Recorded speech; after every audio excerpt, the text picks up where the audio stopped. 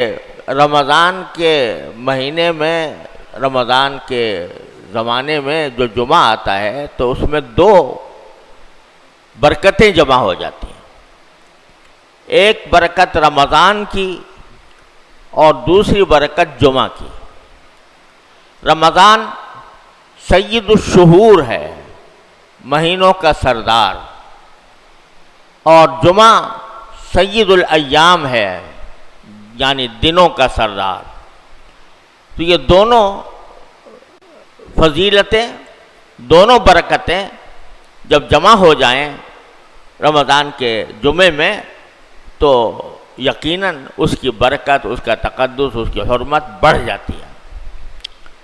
اور ان دن، جمعہ کے دن میں اللہ تعالیٰ کی طرف زیادہ رجوع کرنے کا جذبہ، زیادہ نوافل ادا کرنا، زیادہ تلاوت کرنا، یہ بہت اچھی بات ہے.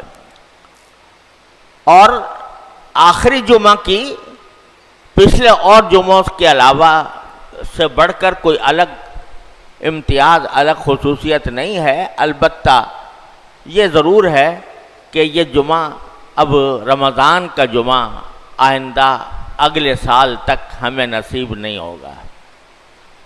تو اس وجہ سے اس کی ایک اہمیت بے شک ہے کہ بھئی پتہ نہیں ہم نے رمضان کے ایام کس طرح گزارے ہیں، اور اب آخری جمعہ ہے.